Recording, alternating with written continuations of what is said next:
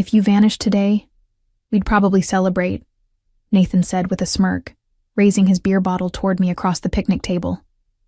The whole family erupted in laughter, his wife Jessica snorting into her iced tea, my mother-in-law Patricia clapping her hands, and even Marcus chuckling beside me. Everyone except me. I quietly finished chewing my barbecue sandwich and set it down on my paper plate. The afternoon sun beat down on the backyard in Phoenix, Arizona, where the Bennett family had gathered for their annual reunion. 37 relatives sprawled across lawn chairs and picnic tables, their voices carrying over the sound of children splashing in the pool. "Interesting theory," I said calmly, dabbing my mouth with a napkin. Nathan's grin widened. "Come on, Eve, you know we're just kidding.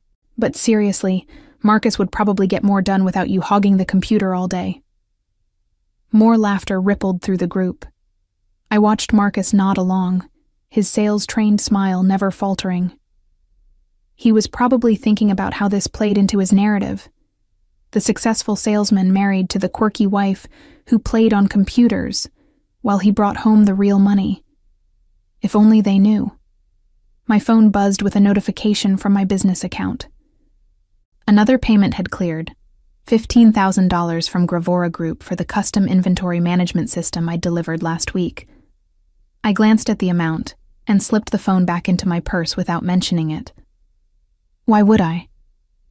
According to everyone here, I just did computer stuff from home. "Remember when Eve tried to explain her work at Christmas?" Jessica chimed in, her voice dripping with condescension. "Something about databases and cloud computing. I think she lost us after hello." Patricia nodded enthusiastically. "Thank goodness Marcus has a real job to support the family. I don't know what we'd do if we all had to depend on whatever it is you do, dear." I took a sip of my lemonade and let the words wash over me. They had no idea that their real job son had been 3 months behind on the mortgage until I quietly transferred money to cover it. They didn't know that the lavish family cruise they'd taken last spring was funded by my computer stuff. They certainly didn't realize that Nathan's construction business had stayed afloat because I'd co-signed a loan for him 6 months ago, a favor Marcus had begged me to do without telling his family where the financial backing actually came from. The conversation moved on to other topics, but something had crystallized in that moment. These people saw me as dead weight, a burden on their precious Marcus. In their minds, I was the lucky wife who got to ride his coattails while contributing nothing of value. I finished my plate in silence, watching them all laugh and joke, completely oblivious to the fact that they were mocking their own financial lifeline. Growing up, I'd always been the quiet one who preferred computers to people. While other kids played outside, I was teaching myself programming languages and building websites for local businesses. By the time I graduated from Arizona State University, I'd already launched my consulting firm, Oakenlight Publishing, though it handled far more than publishing these days. Marcus and I met 5 years ago at a coffee shop near his office. He was charming, confident, and had this way of making me feel like I was the most interesting person in the room. He sold medical equipment to hospitals and made decent money, around $70,000 a year. I was impressed by his ambition and the way he talked about his close-knit family. "They're going to love you," he'd said, after we'd been dating for 3 months. "My mom always says I need someone to keep me grounded." The first time I met the Bennetts, I was nervous but excited. I'd dressed carefully, brought homemade cookies, and prepared myself to talk about my work if anyone asked. But when Patricia introduced me to the extended family, she said, "This is Eve, Marcus's girlfriend. She does something with computers." I'd opened my mouth to explain that I owned a software consulting business, but Marcus had jumped in. "She's really talented with technology, always helping me figure out my laptop problems." The conversation quickly shifted to Marcus's latest sales achievements, and I found myself nodding along as he described closing deals and exceeding quotas. Nobody asked about my business again. When we got married 2 years later, Marcus suggested I keep my maiden name for business purposes, which seemed thoughtful at the time. What I didn't realize was that it allowed him to maintain the fiction that his success was entirely his own. He'd tell people we were both doing well, but somehow the focus always landed on his career. Our house in Phoenix was beautiful, a 4-bedroom ranch with a pool and a view of the mountains. Marcus loved hosting family gatherings there, playing the role of the successful provider. He'd give tours of our home office, pointing out my dual monitors and making jokes about my fancy computer setup. "Eve's got her little business thing going," he'd say with affectionate condescension. "Keeps her busy while I'm out closing deals."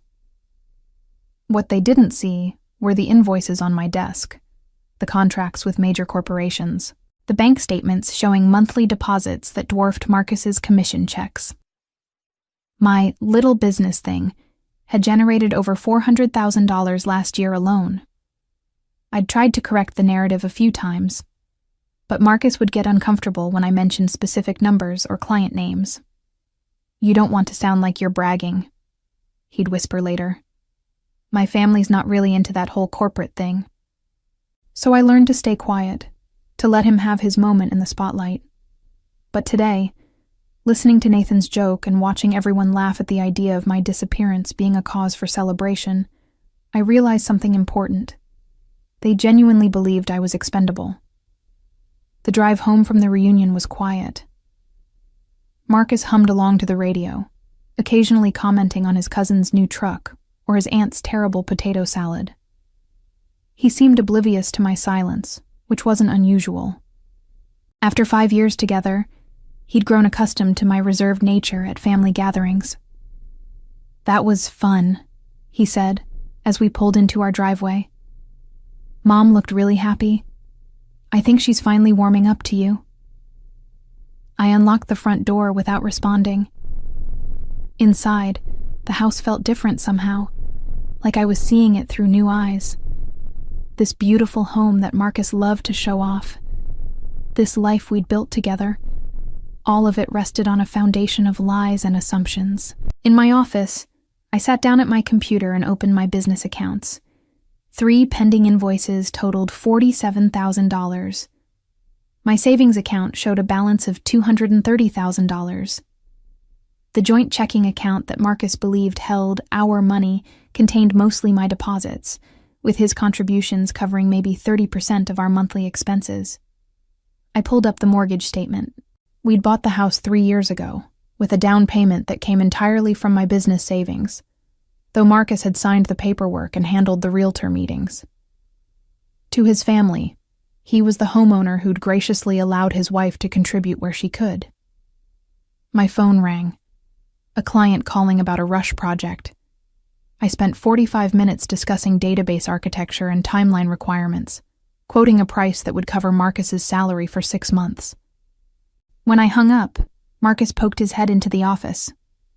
"Work call?" he asked, loosening his tie. "Just some computer stuff," I replied, watching his face. He nodded and disappeared back down the hallway. The irony wasn't lost on me. He showed more interest in his fantasy football league than in the business that funded his lifestyle. That evening, as we sat on the couch watching television, I found myself studying Marcus objectively. He was a good man in many ways, kind to animals, helpful to elderly neighbors, generous with friends. But he'd built his identity around being the provider, the successful husband with the supportive wife.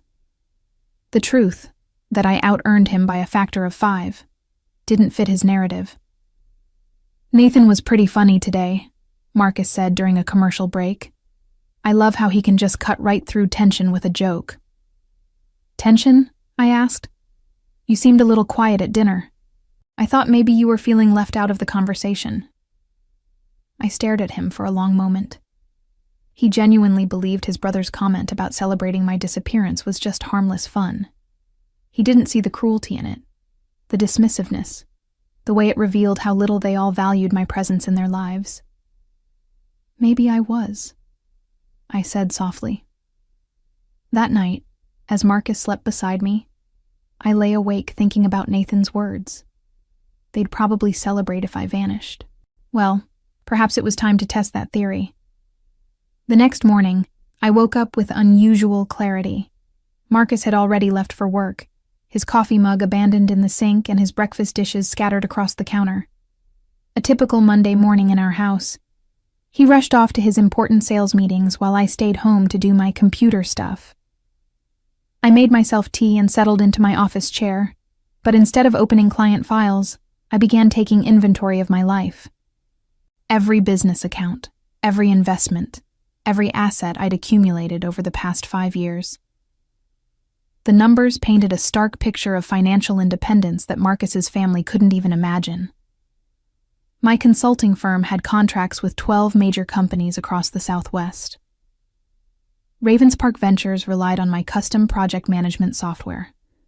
Kristen Global's entire data analysis system ran on programs I'd built from scratch. I had recurring monthly income that most families would consider retirement-level wealth. Yet somehow, I'd allowed myself to become invisible in my own marriage. My phone buzzed with a text from Marcus. Forgot my lucky pen. Can you drop it off at the office around 2 p.m.? Big presentation today. Love you. I stared at the message, remembering similar requests over the years. Could I bring him lunch? Could I pick up his dry cleaning? Could I handle the house repairs while he focused on work? Small favors that seemed reasonable at the time, but now felt like symptoms of a larger problem. Instead of responding immediately, I opened my laptop and began researching something I'd never seriously considered before: what it would take to relocate my business. As a software consultant, I could work from anywhere with reliable internet. Most of my clients communicated through video calls and email anyway. Seattle kept coming up in my searches. The tech hub had a thriving startup scene, venture capital firms, and companies that might actually value my expertise. I found myself browsing apartment listings and office spaces, imagining a life where my work wasn't dismissed as computer stuff. Around noon, my mother-in-law called. "Eve, honey, I wanted to thank you again for hosting yesterday," Patricia said, her voice warm with the artificial sweetness she reserved for family calls. Marcus is so lucky to have someone who's willing to support his career goals. Support his career goals? I repeated. Well, you know, by handling the house and your little hobby business while he focuses on the important work. Not every wife would be so understanding about being the secondary earner. There it was again, the assumption that I was somehow lesser, that my contributions were insignificant. I found myself wondering if Marcus had actively fostered this belief or simply never bothered to correct it. "Patricia," I said carefully, "what do you think I actually do for work?" She laughed. "Oh, you know me, dear. All that computer talk goes right over my head. Marcus mentioned you help small businesses with their websites or something. Very sweet of you to have a little project." A little project. $400,000 in revenue last year was a little project. "Has Marcus ever told you specific details about my business?" I pressed. "Well, no, but why would he? Men don't usually discuss their wives' hobbies in detail. He's always been focused on the bigger picture, making sure you both have financial security through his career advancement." After I hung up, I sat in stunned silence. It wasn't just that they underestimated my success. They had no idea it existed at all. Marcus had crafted such a complete fiction about our financial dynamic that his own mother believed I ran some sort of charity website project. I pulled up our joint bank statements and traced the deposit patterns. Every month, my business income flowed into our shared accounts, while Marcus's commission checks seemed almost quaint by comparison. Yet somehow he'd maintained the narrative that he was our financial foundation. My phone buzzed again. "Did you find the pen? Really need it for the 3 p.m. meeting. This could be a huge commission." I looked at his message and realized something profound. I'd spent 5 years making his life easier, while he took credit for the stability I provided.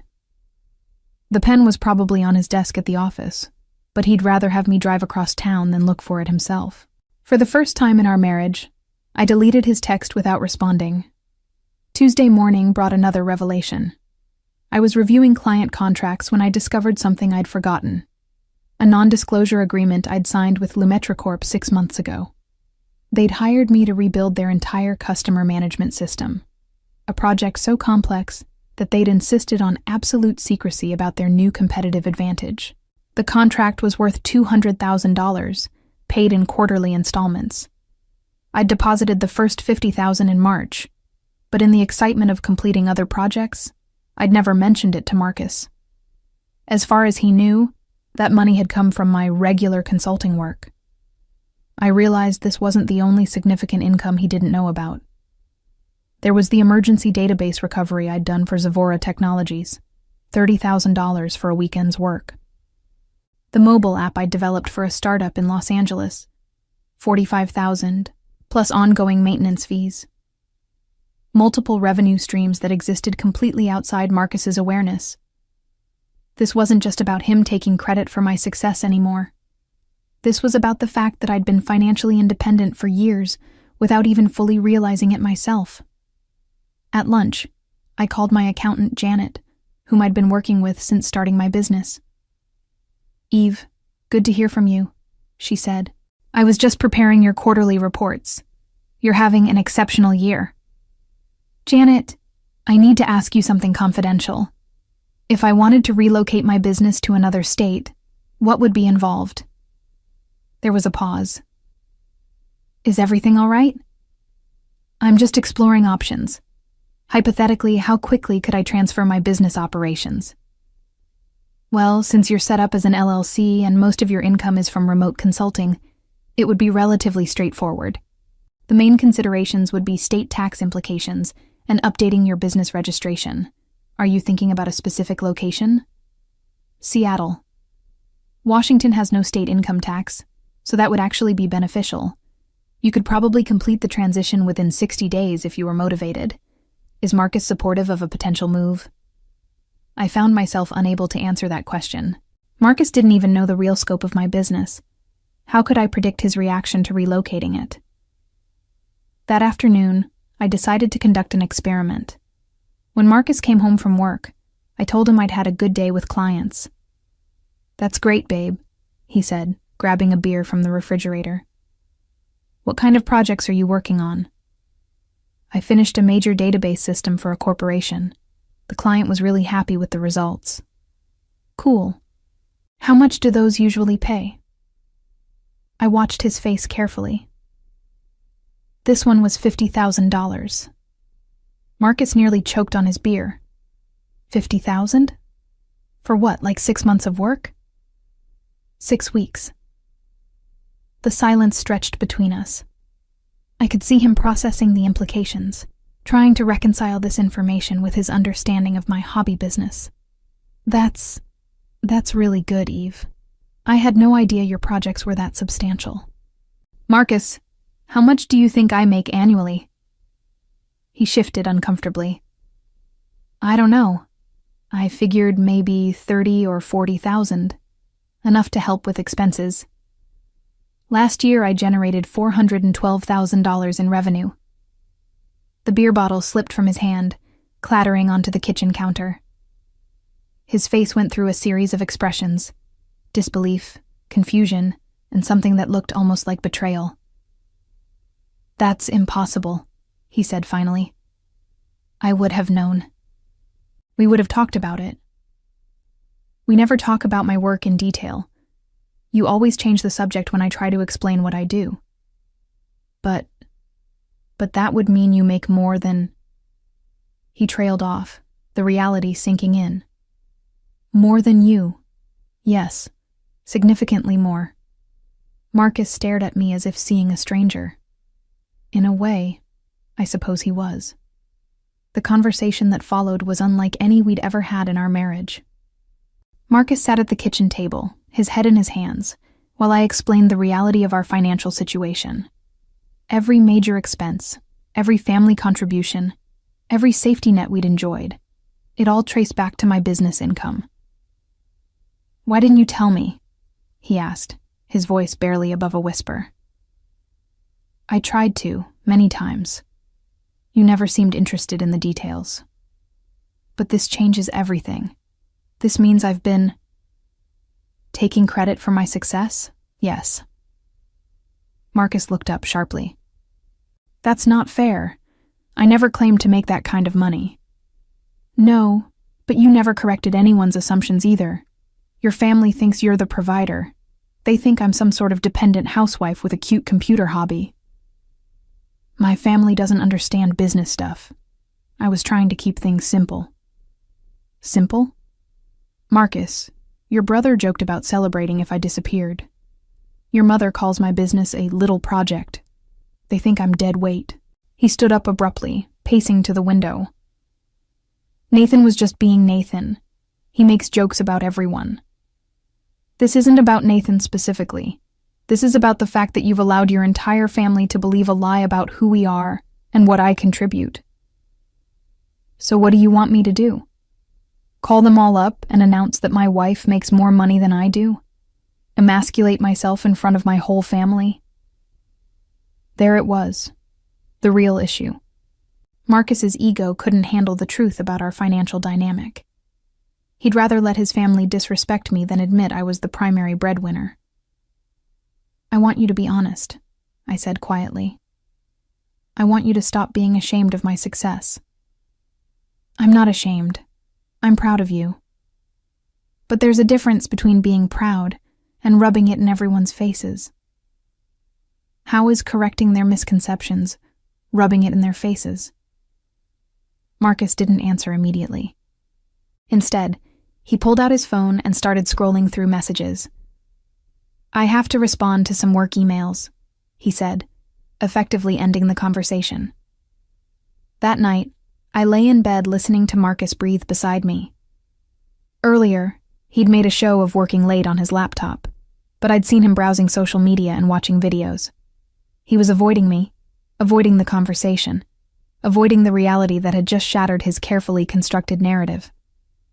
I thought about Nathan's words again. If you vanished today, we'd probably celebrate.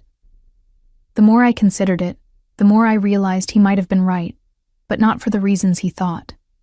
They'd celebrate because they believed Marcus would be free to find a better wife, someone who contributed more significantly to their family's success. They had no idea that my disappearance would trigger a financial collapse that would touch every member of their extended family. I pulled out my phone and quietly began researching Seattle real estate again. This time, I wasn't just browsing, I was planning. Apartments near tech corridors, office spaces for a growing consulting firm, moving companies that specialized in cross-country relocations. Marcus stirred beside me, and I quickly closed the browser. But my mind was already racing ahead, calculating timelines and logistics. If I was going to disappear, it would need to be executed flawlessly. No loose ends, no trail back to Phoenix, no opportunity for Marcus to manipulate the situation to his advantage. As I drifted off to sleep, I found myself wondering what Nathan would think when he realized that his joke had triggered the exact scenario he'd described. Only this time, nobody would be celebrating. 3 weeks later, everything was in motion. I'd found a perfect apartment in Seattle's Capitol Hill neighborhood, secured office space in a building full of tech startups, and arranged for a moving company to handle the transition. Marcus remained oblivious, too caught up in his own work drama to notice my careful preparations. On a Thursday morning, while he rushed off to another crucial sales meeting, I began the final phase of my plan. First, I transferred all business funds out of our joint accounts, moving them to a new bank in Washington state. The personal accounts I left untouched. Marcus could have his own money, but he could no longer access mine. Next, I called each of my major clients to inform them of my business relocation. The conversation with Lumetra Corp was particularly satisfying. Actually, we've been hoping you'd consider expanding to the Pacific Northwest, my contact said. We have several subsidiary companies in Seattle that could use your services. This timing is perfect. By noon, I'd secured enough new contracts to double my revenue within 6 months. Seattle wasn't just an escape route, it was a launch pad for the next phase of my career. The hardest part was calling Nathan's construction company. 6 months ago, when he'd needed financing for new equipment, Marcus had begged me to co-sign a loan. Nathan never knew I was the actual guarantor. He thought Marcus had somehow arranged the backing through his sales connections. "Hi, this is Eve Bennett," I said when Nathan's secretary answered. "I need to discuss the equipment loan I'm guaranteeing for your company." There was a long pause. "I'm sorry. I think there's been a mistake. Marcus Bennett is the guarantor on that loan." "Actually, I am. I'll be transferring the loan responsibility back to Nathan directly. He'll need to arrange new financing within 30 days, or the equipment will be repossessed." When she transferred me to Nathan, I could hear the confusion in his voice. "Eve, what's this about a loan? I thought Marcus handled all that business stuff." "Marcus doesn't have the credit or income to guarantee a loan of that size, Nathan. I've been the financial backing for 6 months. Since you think I'm expendable, you can handle your own business financing going forward." Friday evening, I loaded the last of my personal belongings into my car. The moving truck had taken my office equipment and furniture the day before, while Marcus was at work. I left behind everything he'd consider ours: the fancy kitchen appliances, the living room furniture, the decorative items his mother had given us. But I took everything that was truly mine: my computers, my business files, my personal mementos, and my financial independence. I left a note on the kitchen counter, next to the mortgage statement and utility bills. "Marcus, I'm taking Nathan's advice and disappearing. Since your family would celebrate my absence, I thought I'd give them what they want. You'll find that our joint business accounts have been closed. They were my accounts anyway. The mortgage and utilities are now your responsibility, as is Nathan's equipment loan, which I've transferred back to him. You're finally free to be the provider your family believes you are. Don't try to contact me. I'm starting over somewhere that values what I contribute. Eve P.S. You might want to explain to your family that your little computer hobby wife was actually your financial foundation. They're about to learn exactly what my disappearance means." I drove through the night, stopping only for gas and coffee. As Phoenix disappeared in my rearview mirror, I felt lighter than I had in years. My phone buzzed constantly with calls and texts from Marcus, but I'd already changed my number. The old phone would go in a dumpster somewhere outside Flagstaff. By Saturday morning, I was in Seattle, signing the lease on my new apartment. By Monday, I was meeting with potential clients who saw my expertise as valuable, not something to be minimized or hidden. For the first time in years, I was exactly where I belonged. 6 months later, the consequences of my disappearance had rippled through the Bennett family like dominoes falling. Marcus had been forced to move back in with his parents after foreclosure proceedings began on our house. His sales commissions, which had seemed impressive when supplemented by my income, couldn't cover the mortgage payments alone. Nathan's construction business was struggling without the loan I'd guaranteed. He'd been forced to return the equipment and lay off half his crew. The family's planned reunion in Cabo had been canceled when Marcus couldn't contribute his usual share. Money that had always come from my accounts anyway. Jessica had called everyone she knew, trying to track me down. Patricia had hired a private investigator, convinced that something terrible must have happened to make me abandon my marriage so suddenly. They couldn't comprehend that I'd left voluntarily, that their dismissive treatment had consequences. Meanwhile, my consulting firm had landed 3 major contracts with Seattle-based companies. Oakenlight Publishing was thriving in an environment that respected innovation and expertise. I'd been invited to speak at tech conferences, join professional organizations, and built relationships with other successful entrepreneurs. The irony wasn't lost on me. Nathan had been right about one thing. My disappearance had revealed exactly what my presence was worth, just not in the way any of them had expected. As I sat in my new office overlooking Elliott Bay, I couldn't help but smile at the memory of that family reunion 6 months ago. Nathan's cruel joke had been the catalyst for the best decision I'd ever made. Sometimes the people who hurt us the most end up giving us exactly the push we need to claim our worth. I had disappeared, just as he suggested, but the only one celebrating was me.